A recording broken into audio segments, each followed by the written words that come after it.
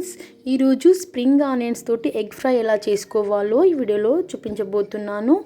ఇప్పుడు ఈ సమ్మర్ సీజన్లో స్ప్రింగ్ ఆనియన్స్ అనేది విరివిగా దొరుకుతాయి.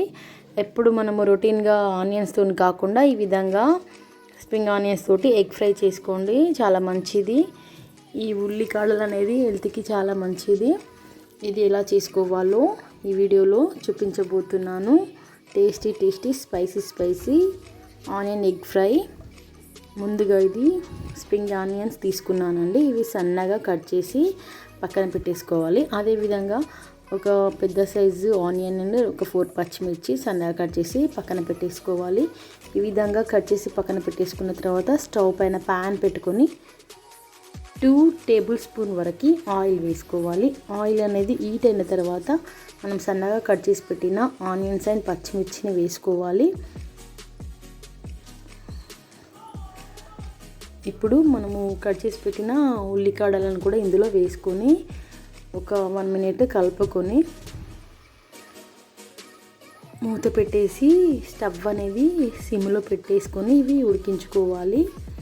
ఒక 5 మినిట్స్ ఉడికిన తర్వాత మూత తీసి చూస్తే ఈ విధంగా ఉల్లికాడలు అండ్ ఆనియన్స్ అనేది ఈ విధంగా ఉడికిపోతాయి. ఇప్పుడు దీనికి తగినంత పసుపు అండ్ అల్లం వెల్లుల్లి పేస్ట్ అండ్ 2 టేబుల్ స్పూన్ వరకు chilli powder and 1 table spoon వరకు సాల్ట్ వేసుకొని ఒకసారి మొత్తం మనం మిక్స్ చేసుకోవాలి. ఈ విధంగా మిక్స్ చేసుకున్న తర్వాత ఒక 2 మినిట్స్ వరకు ఉడికించుకోవాలి.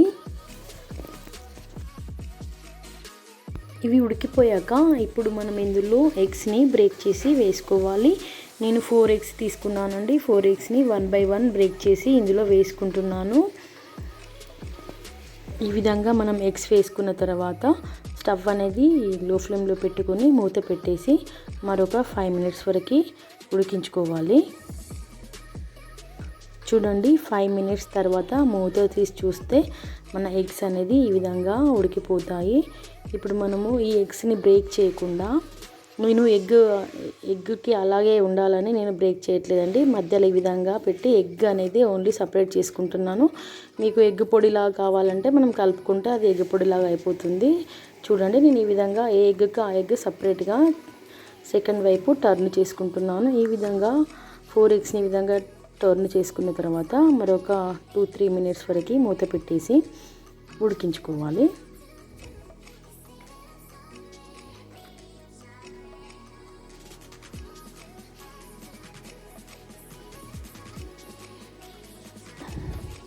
చూడండి, మా 5 మినిట్స్ అయిపోయిన తర్వాత మూత తీసి చూస్తే ఈ విధంగా ఉడికిపోయింది. ఇప్పుడు ఫైనల్గా 1 టీ స్పూన్ గరం మసాలా వేసుకొని కడిగి పెట్టుకున్న కొత్తిమీర వేసుకుంటే మన వేడి tasty spicy spring onion egg curry అనేది రెడీ అయిపోతుంది. చూడండి, ఎగ్ ఎలా ఉందో, ఏ ఎగ్కు ఆ ఎగ్ సపరేట్గా ఉంటుంది. ఇది రైస్లోకైనా చపాతీలోకైనా చాలా అంటే చాలా టేస్టీగా ఉంటుంది. మీరు డెఫినెట్గా ఇది ట్రై చేసి ఎలా ఉందో చెప్పండి. మీ ఫ్రెండ్స్ అండ్ రిలేటివ్స్కి షేర్ చేయండి. నా ఛానల్ని సబ్స్క్రైబ్ చేయండి. Thank you for watching.